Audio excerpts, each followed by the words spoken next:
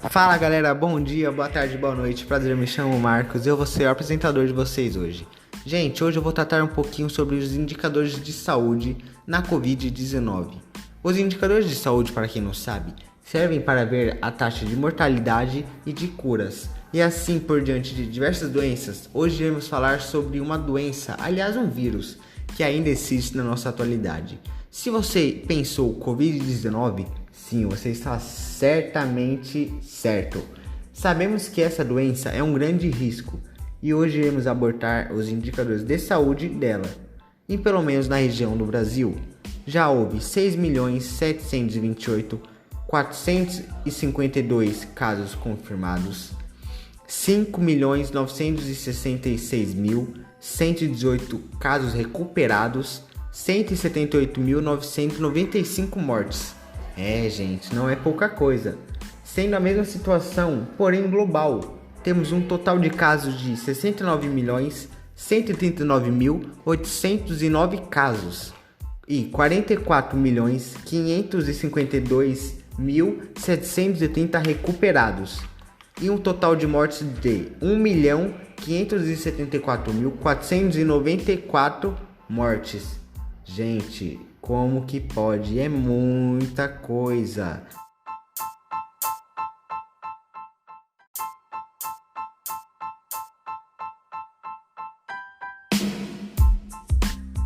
Agora corre lá, acesse o nosso vídeo que a Giovana e o Guilherme estarão tratando mais a fundo do tema.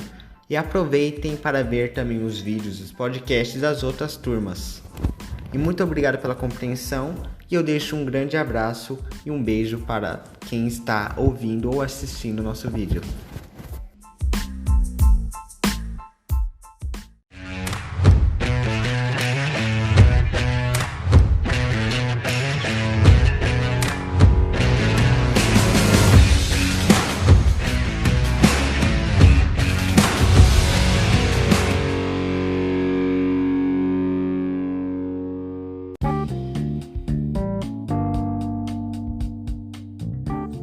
O primeiro tema é saúde global, uma análise sobre as relações entre os processos de globalização e o uso dos indicadores de saúde. Bom, a saúde global envolve saúde política, saúde mundial, indicadores de saúde e a globalização. A globalização é qualificada por diversos profissionais, tendo seu grande marco em 1980, cuja mesma fazia parte de instituições financeiras de ajudas internacionais. Na mesma, a ciência hemogênica tem o papel de apreciar procedimentos políticos e fundamentais, tendo também disputa entre diversas instituições. A saúde global representa uma melhor saúde ao mundo, envolvendo a saúde do povo, como medicamentos, hospitais e equipamentos 3D, na qual será dita agora, por dois colegas.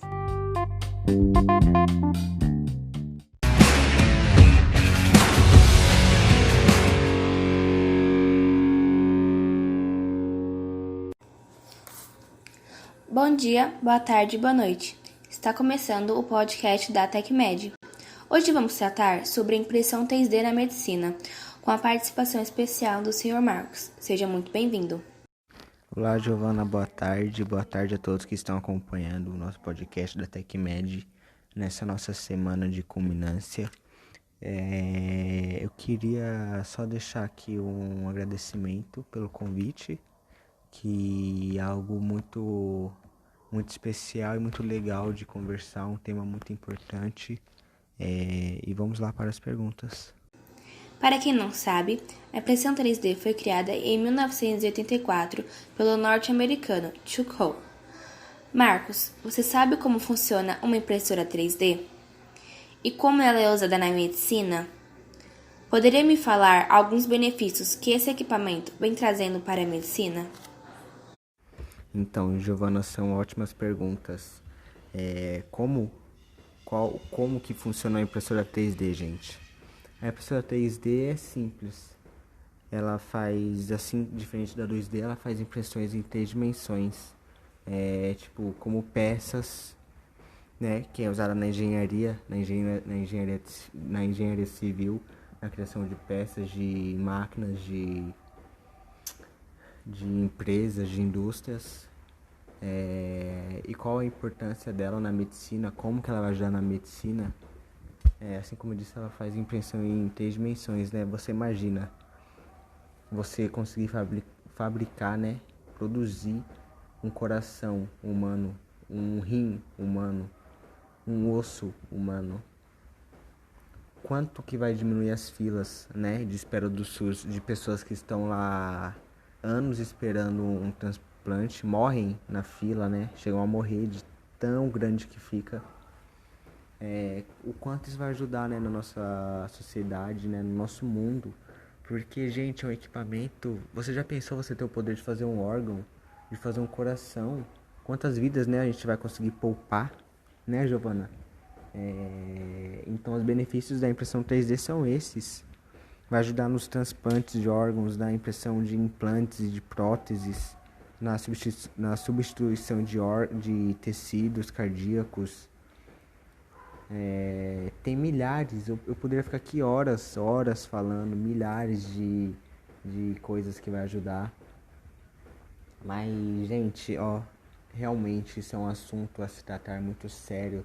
Depois de você escutar esse podcast, vai, pesquisa, tenta ir atrás, saber que, gente, o futuro tá aí, né? Isso aqui é o futuro, né, Joana? E eu acho que um futuro bem breve, se Deus quiser, né? Não é para isso que a gente tem todos esses cientistas, né, que estão lá trabalhando para desenvolver essa impressora na medicina, né? Muito obrigado, Giovana. Eu vou ficando por aqui. Agora fico com os agradecimentos e tchau, galera. Vai atrás, pesquisa, é um assunto muito bom de se pesquisar, de ir atrás de conhecer. Falou!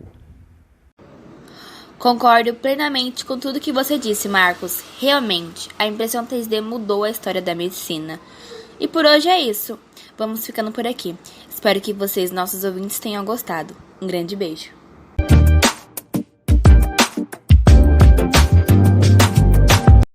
Olá, sejam todos bem-vindos à nossa apresentação.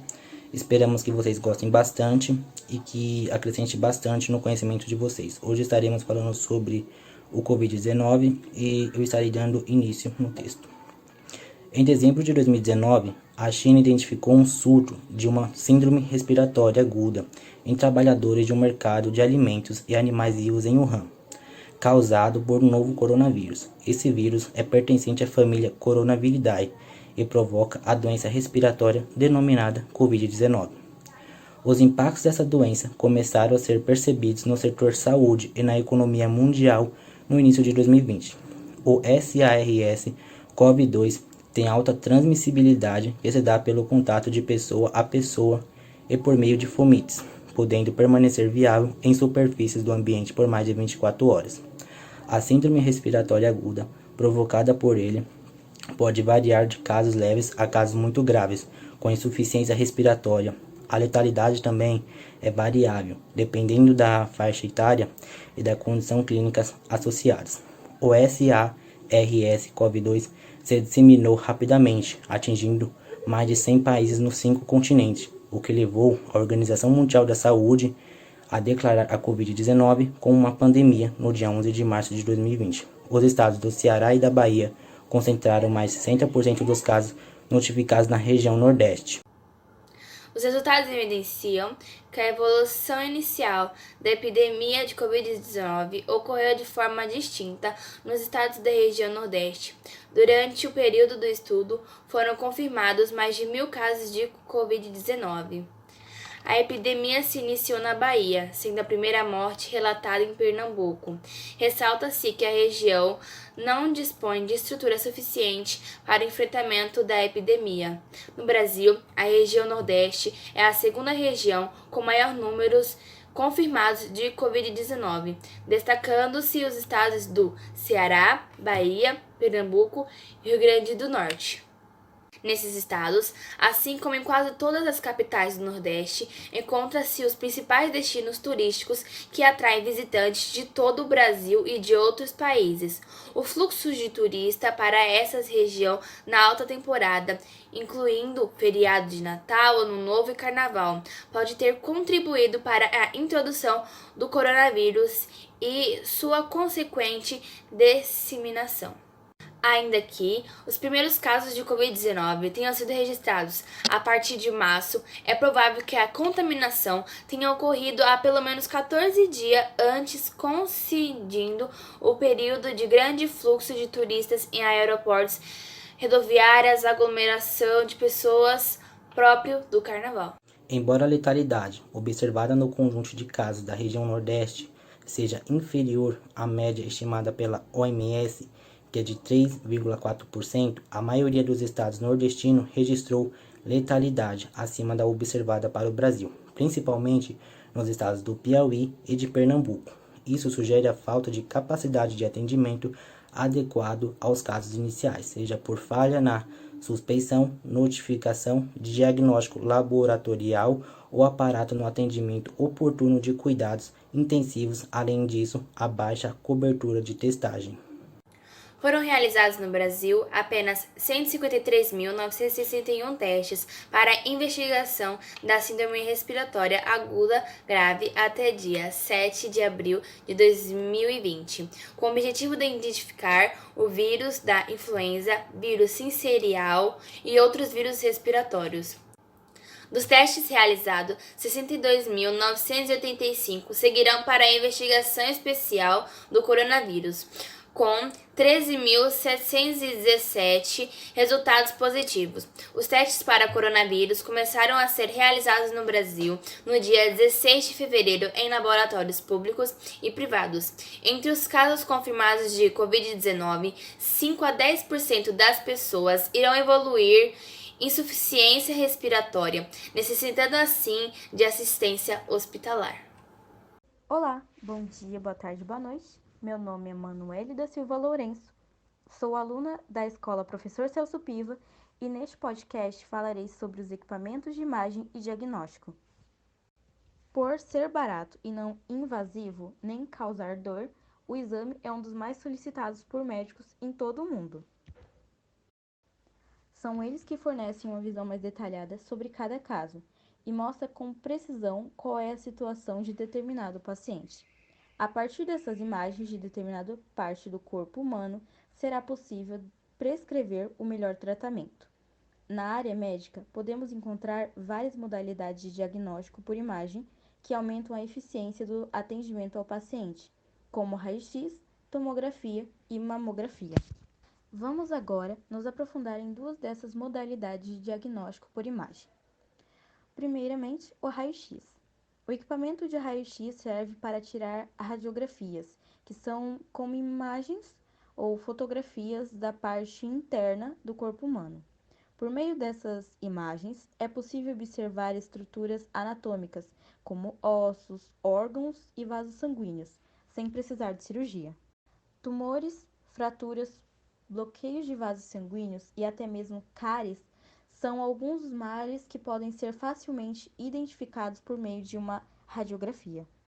Por ser barato e não invasivo, nem causar dor, o exame é um dos mais solicitados por médicos em todo o mundo. Os créditos da invenção do raio-x vão para o físico alemão Wilhelm Conrad Röntgen. Em 1895, ele descobriu os raios-x e o uso deles para registrar imagens internas do corpo humano.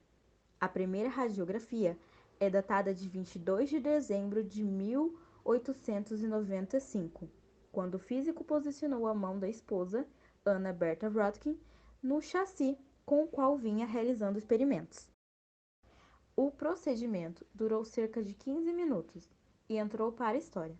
Ao revelar o filme, Röntgen confirmou suas conclusões ao observar uma imagem da mão da esposa, na qual se era possível ter imagem de ossos e partes mole. Em 1901, o especialista recebeu o Prêmio Nobel da Física por sua descoberta. Os raios-x se tornaram uma modalidade amplamente utilizada na área médica e, em grande parte dos casos, eles são solicitados para identificar possíveis problemas na estrutura óssea, abdômen e tórax. Esse dispositivo usa a radiação ionizante para que possa capturar imagens com precisão. Por se tratar de radiação, a exposição prolongada ou intensa aos raios-x pode causar danos sérios à saúde, e em alguns casos se é utilizado o contraste para se ter imagens ainda mais claras. Além do raio-x, hoje possuímos a tomografia computadorizada.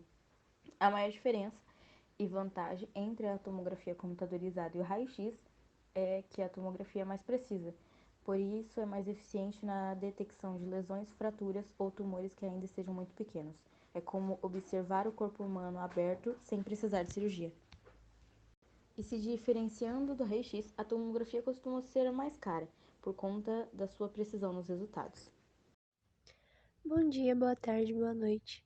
Me chamo Jéssica Souza da Silva, sou aluna do professor Celso Piva e hoje falarei para vocês algumas curiosidades do raio-x e da tomografia. Bom, começaremos pelo raio-x. Vocês por acaso sabem por que o raio-x atravessa mais facilmente a carne humana do que os ossos? Não? Ok, vamos lá.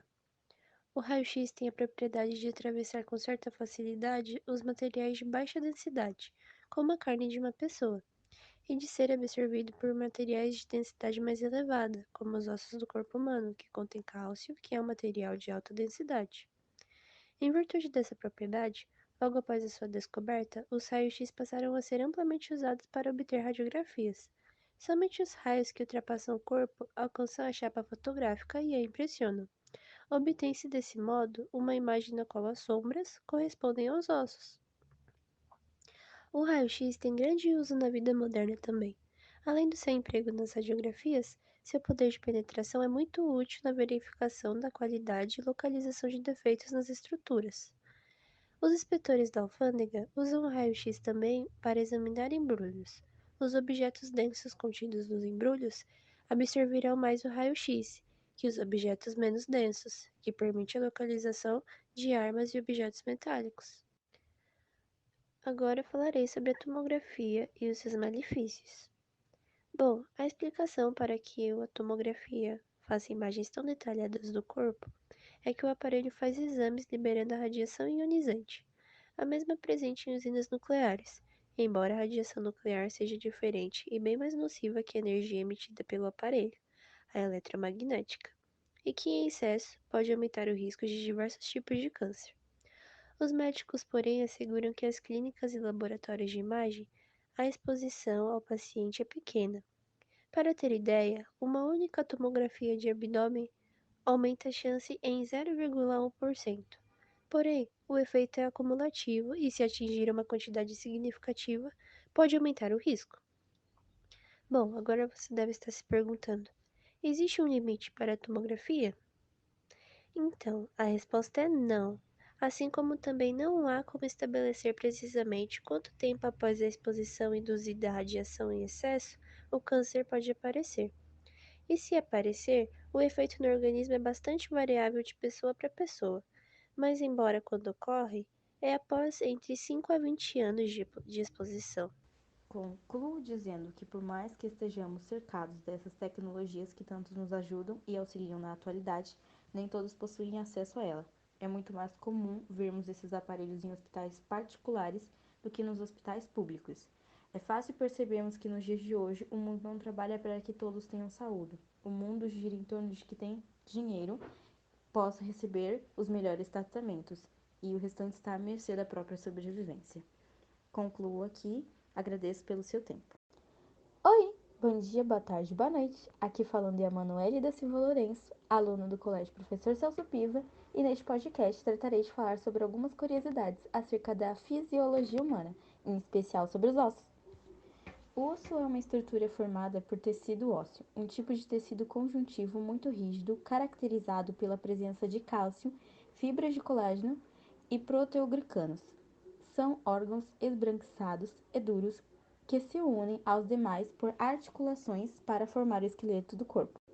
Os ossos formam um sistema esquelético de todos os animais vertebrados, desempenhando muitas funções.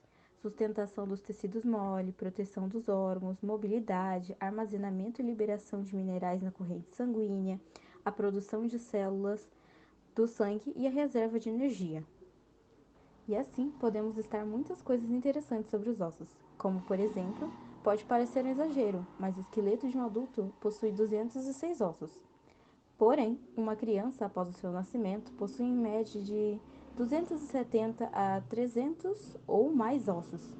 Mas o que acontece com esses 64 ossos em média que estão sendo diminuídos do corpo humano? Eles obviamente não sumiram e nem saíram do corpo, mas o que ocorre é que depois de algum tempo, muitos ossos fundem-se, formando apenas um osso maior. Com o tempo, alguns se fundem, como no crânio, que se funde num osso grande por volta dos 2 anos de idade. Já em outras partes do corpo, surgem ossos completamente novos. Outra curiosidade é que se você colocar todos os ossos do seu corpo em uma balança, a massa total será correspondente a 15% do seu peso corporal. Uma outra curiosidade é o fato de quando bebê conseguirmos fazer movimentos que, bom, quando adultos não seria nem um pouco confortável. Quando mais crescidos, na idade de criança, eles possuem a incrível capacidade de correr, pular, dobrar e cruzar os joelhos e não sentir nenhuma dor em uma articulação. Dor essa que em um adulto pode vir a sentir-se se fizer movimentos de longa duração ou muito bruscos. Isso ocorre por causa que durante o desenvolvimento do feto, a maior parte do esqueleto desenvolve-se primeiro como um modelo de cartilagem, que depois é gradualmente substituída por osso, um processo chamado de ossificação endocontral. Isso significa que não nascemos com nossos ossos, ou pelo menos, não como os conhecemos.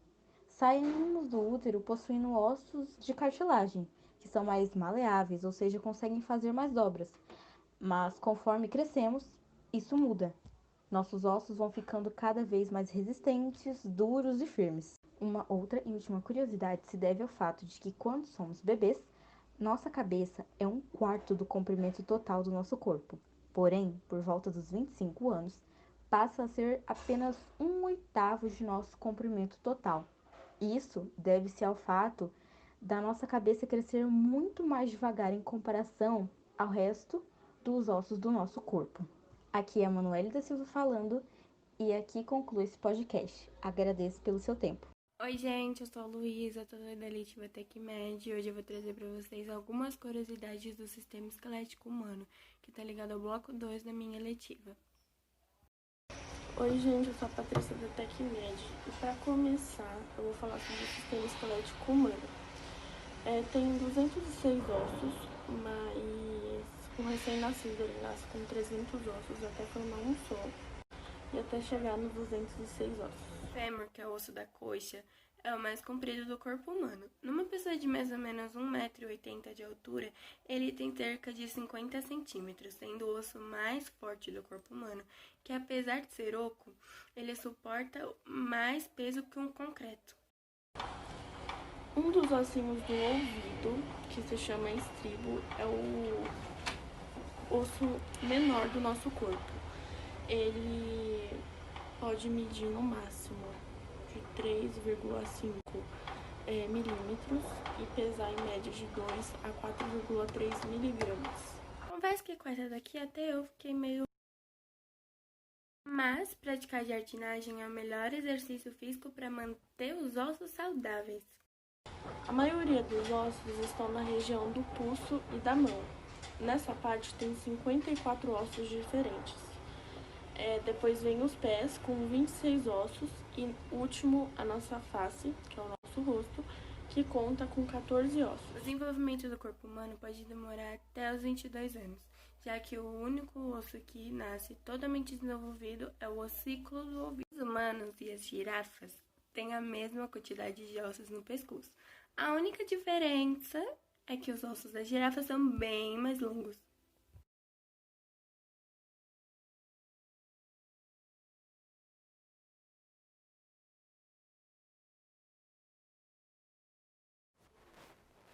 Hoje falaremos sobre os equipamentos de imagem e diagnóstico, resumindo o raio-x.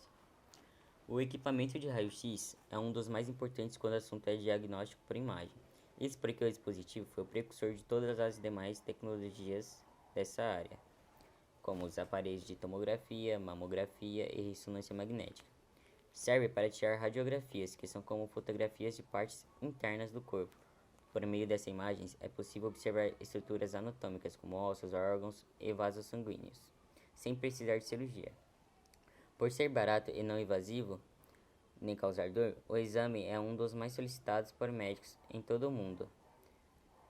Assim, o aparelho de raio-x tem ajudado os profissionais da saúde há décadas, facilitando diagnósticos de patologias localizadas em diversas partes do organismo. Tumores, fraturas, bloqueios de vasos sanguíneos e até cáries são alguns dos males que podem ser identificados por meio de uma radiografia.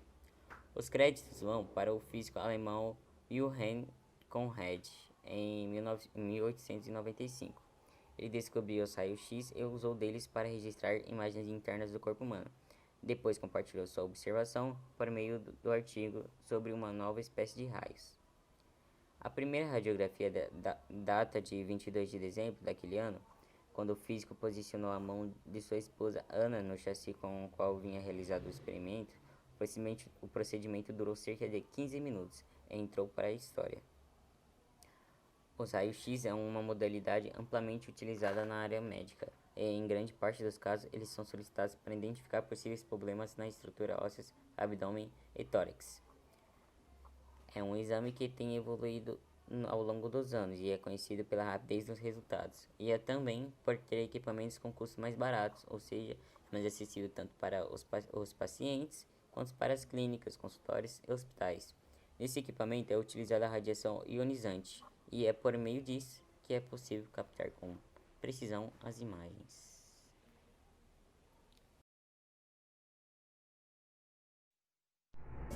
Bom dia ou boa tarde, senhoras e senhores. Bom, me chamo Felipe Leal e estou aqui para apresentar um podcast informativo em nome da TecMed. Vou falar um pouquinho da TecMed e depois dar uma pequena introdução ao meu tema e um questionamento. A TecMed ela é focada em tecnologia médica, ou seja, tudo que está na medicina que é tecnologia, nós estudamos, uma coisa extraordinária.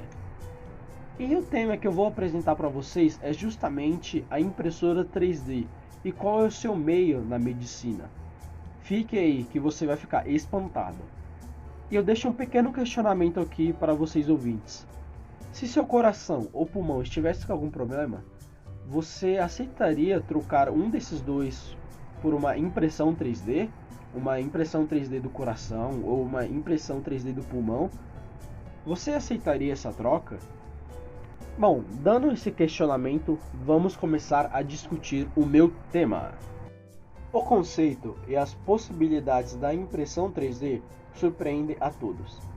Para a criação de pequenos objetos com base em resina, sejam bonecos ou pequenos itens domésticos, basta desenhar ou conseguir um modelo, levar até a impressora 3D para, em questão de minutos ou horas, o item estar em suas mãos.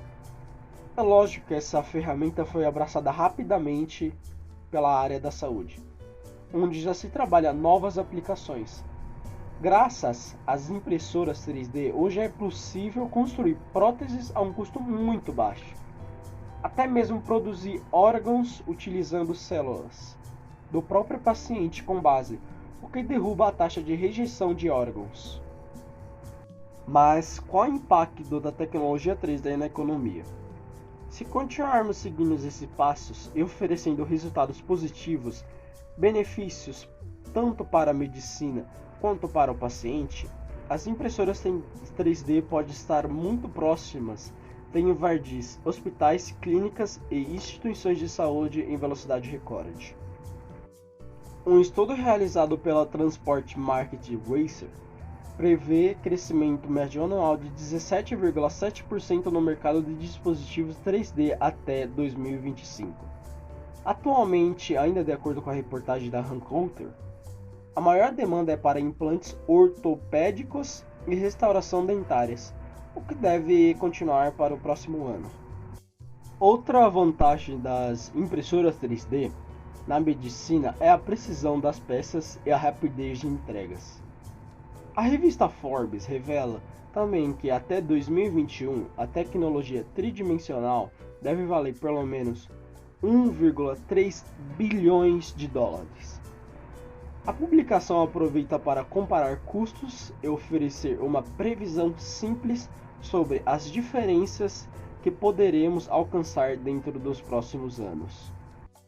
Um transplante normal de rim, por exemplo, custa em média pequenos 330 mil dólares, de acordo com a Fundação Nacional de Transplantes norte-americana. Entretanto, existem empresas como a Biobot que comercializam impressoras 3D biológicas por apenas 10 mil dólares. Uma pequena diferença, né? De 330 mil até 10 mil dólares. Ou seja, em um futuro não tão distante, poderemos ver o preço de procedimento, desde médicos até estéticos, sofrem uma drástica queda, causando uma dispersão completa no setor. Podemos começar pensando não apenas em órgãos e membros inteiros, como ampliar o campo de visão e incluir também outros elementos essenciais para a saúde humana.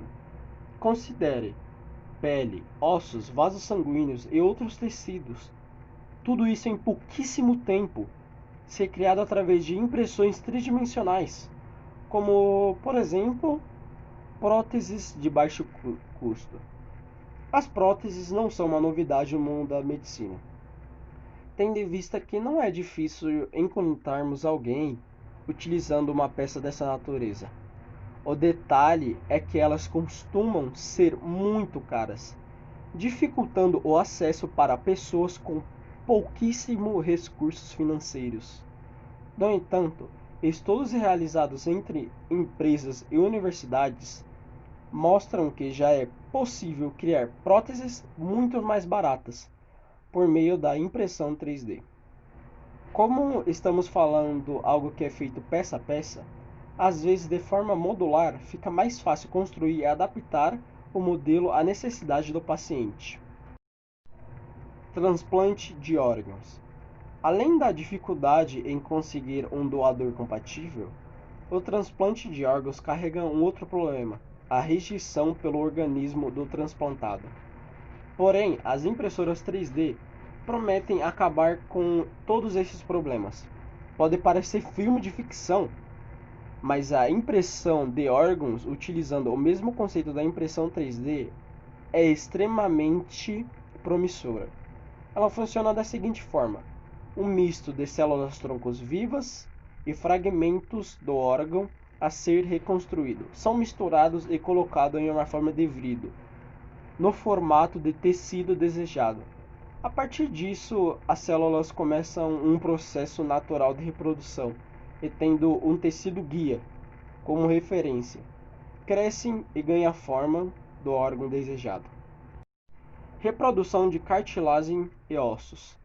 Da mesma forma que outros tecidos, cartilagem e ossos também podem ser produzidos em impressora 3D. A descoberta surgiu de um rápido teste executado por um grupo da Alemanha, que desenvolveu um fragmento de células troncos, que poderiam ser diferenciadas entre cartilagem e ossos.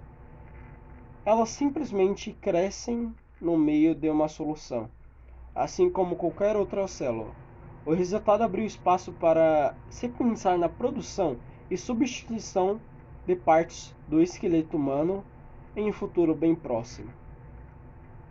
De fato, as impressoras 3D estão a um passo de realmente transformar a medicina mundial, tornando o atendimento um pouco mais rápido, financeiramente acessível e personalizado. E se sua resposta foi não do meu último questionamento, você mudou de ideia? Portanto, é isso?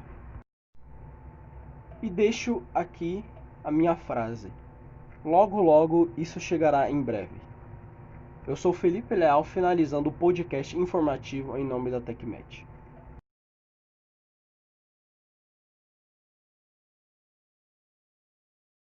Bom dia ou boa tarde. Me chamo Felipe Leal, estou aqui representando a TecMed. Primeiramente, seja bem-vindo. Bom, vou dar um pequeno conceito sobre a instrumentação biomédica e ventilação. Bora lá? Primeiro, vou falar dos equipamentos usados na UTI e vou começar com o monitor cardíaco. Ele registra a atividade elétrica do coração através do traço. E o que é esse traço? Esse traço é exatamente essa parte aqui, tá bom? Existem vários tipos de monitores cardíacos. Nós temos monitores cardíacos de 3 cabos e nós temos monitores cardíacos de 5 cabos. Esses cabos normalmente são pequenas fitas adesivas que são coladas ao seu peito, né? Normalmente são coladas apenas 3, uma no peito esquerdo, outra no direito e outra bem no meio, né? Esses monitores, nós chamamos eles de monitor multiparâmetro. Isso porque ele mostra para nós a saturação de oxigênio, frequência cardíaca e pressão arterial. Agora eu vou explicar os cuidados necessários para esse equipamento. Sempre que o paciente estiver acordado, vamos dizer, tentar explicar o procedimento para ele, né? Como que esse aparelho funciona, como que ele é normalmente. Limpar a sua pele com água e sabão para eliminar a oleosidade local. Quando vamos colocar esses cabos, é sempre bom manter o local que vamos colocar limpo para não ter interferência ou até mesmo esse cabo acabar escorregando. Manter os cabos bem firmes, mas ainda com bastante movimentação para o paciente no leito. O que acontece? Quando o paciente ele vai virar, é bom esses cabos estar bem firmes para não ter uma rupção aí, para o cabo não quebrar ou romper, né? Ou até mesmo soltar.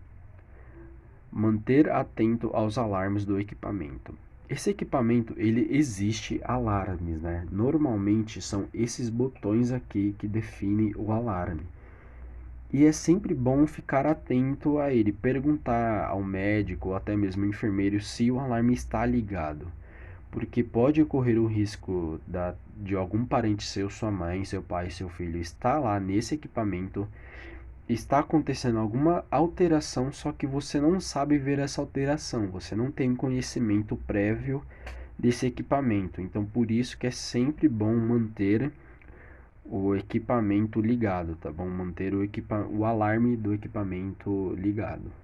Agora irei falar sobre a ventilação mecânica.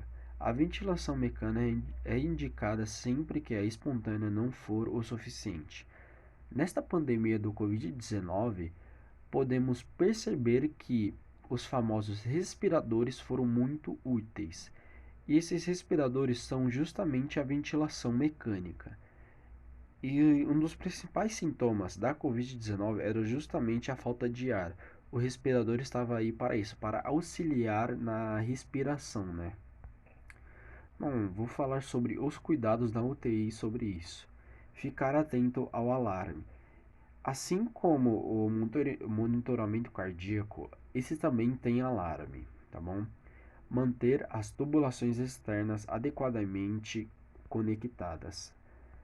Quando fala os tubos, a gente quer falar disso daqui, tá bom? Ó, desses tubos adequadamente conectados, tá? Manter as tubulações externas limpas e livres de secreções.